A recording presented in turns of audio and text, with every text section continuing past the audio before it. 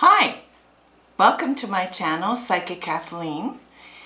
I'm continuing along today with my project of describing a client who has come to see me in person and the cards that were drawn in response to their question and the way I have interpreted the cards drawn to answer their questions in the context of who they are and where they are at their stage in life. Today I'll be speaking about two women who are very close friends who came to see me. One opted for a half-hour reading and the other opted for 45-minute reading. If you enjoy this type of lesson, then please subscribe to my channel below and remember to click the notification bell, and then you'll receive emails, notifications in your inbox that I've uploaded a new video. And for sure, feel welcome to share my videos with other people that you know either go for readings or want to learn how to be a reader themselves. These videos are in fact designed to be instructional. I taught tarot for 20 years and stopped teaching. I retired that part of my practice, and I moved the venue then to this style and taking advantage of video to teach how to do readings. And of course, this is my perspective on how to do readings. I've been doing readings for over 40 years. And I think reading the tarot is really a part of who you are as a person. So it ties in with your psychic ability, it ties in your intuition about people. As a helper, many counselors often will pick up the tarot as an added tool in their toolkit. So thank you for joining me here today. And the first woman that I sat across from really didn't have a specific question. She was enjoying her life. She was married for 5 years. This was her second marriage. She had 2 children, and he brought 2 children to the family as well. So they were a blended family. She liked her job. She had been doing her job for many years and expected to retire there in hopefully 10.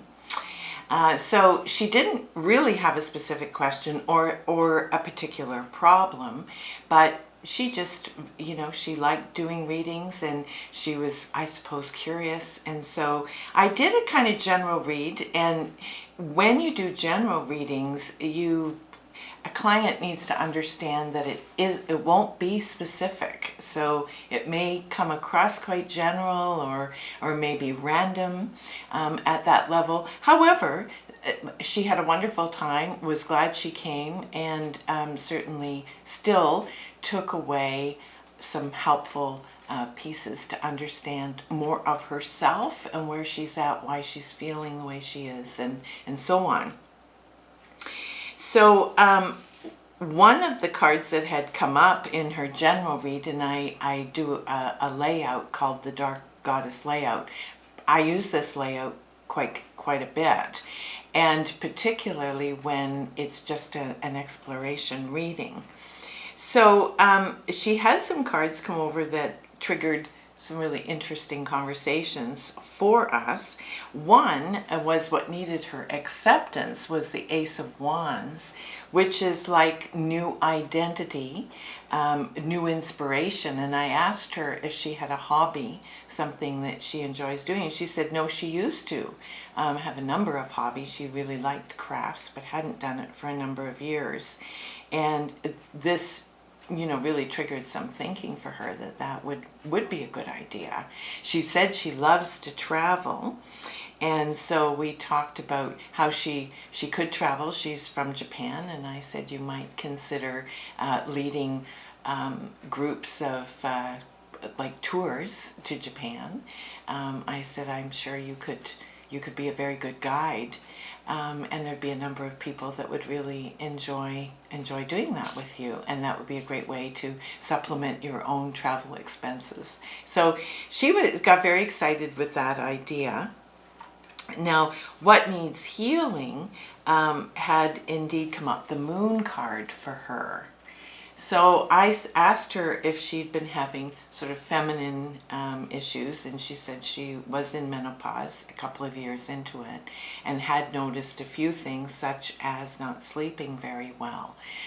So we explored some of that, and we talked about maybe having a checkup and looking at some alternative or natural healing elements to help her traverse menopause.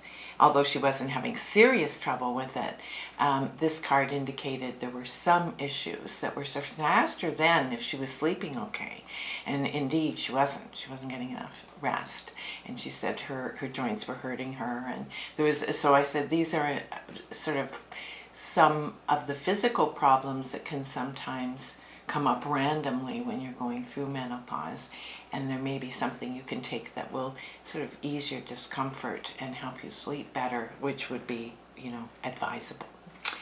The new perspective card had been the Emperor, and he's the father of the deck. So I asked her about her dad. She said he died 2 years ago, and was kind of sad that he hadn't come to visit her. She'd been hoping he would. And I said perhaps he's having trouble figuring out how to do that. And sometimes, people don't really understand that about the spirit world. We don't pass on to spirit and automatically all be really good at communicating with people still alive on the planet. It's something we need to learn there as well.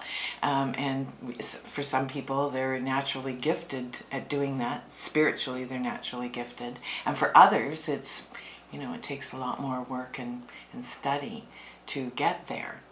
So that led to a very interesting spiritual discussion with her. Her outcome card indicated that there wasn't really anything to worry about. Her outcome was the Two of Wands, which is liking what she has so far, but really looking forward to having even more in the future. So I said that feeling that you have of ennui or restlessness and wanting more, that's going to be with you for a while. We can expect maybe until next summer before you land on something that's going to get you excited about getting up in the morning. And perhaps some of these menopausal issues will have eased up enough by then that you'll have some space to explore some other opportunities, hobbies, travel, things like that. Now, the second woman that came to see me, she also did not have a specific question, but she had escalating concerns about her daughter. Her daughter was 19 and had become involved with a fellow that my client was very worried about. And so we sort of explored that. What needed her acceptance had come up the Death card. And I said, clearly what needs your acceptance is change. She said, nobody's going to die, I hope. And of course, that's often a misconception about the Death card. And I said, no, nobody's dying imminently. We're all dying eventually, but not imminently. But I said, you do need to accept that there's change afoot. And I felt intuitively that her daughter would be staying with this fellow, likely going on to live with him. And that may change her living circumstances. And she said, yes, it would. She would have to move at that point because the housing situation she's in requires that she has a child. So we talked about her move and how to go about doing that. But the other main concern she had was whether she was going to find new love. And she really, really wanted to meet somebody. So we talked about that. And as so many people do, mistakenly thinking she's just going to randomly bump into him.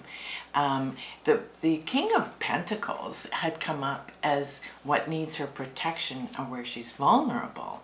And I said, yes, indeed, you do want a relationship. And I said, I'd get ahead of that curve because you're vulnerable to sort of stumbling into somebody and then believing that this can work when in fact, he's not going to be suitable for you. So I asked her about online dating, and of course she didn't do that. She's a lot of hesitation about that, which is understandable.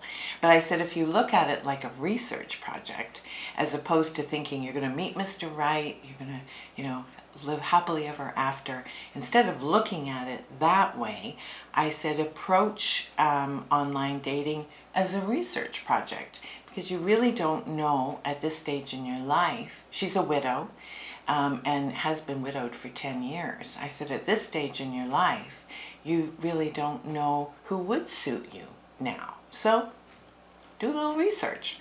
See what qualities, you must see in a man, and what qualities you absolutely cannot tolerate. And I said, you still have some research to do in that area, but I'd highly recommend, you're clearly ready to meet someone and you want a relationship, rather than letting it for chance or random. Get a hold of it and be logical and be sort of methodical about it, and that way you're more likely to meet someone that's much better suited for you. And her outcome card had been the Queen of Cups, which is emotional fulfillment. So I said, at the end of this year, it looks like you will meet somebody, and you definitely want to, so you will. And if you make the right approach, you'll likely, meet someone that's very compatible and suitable.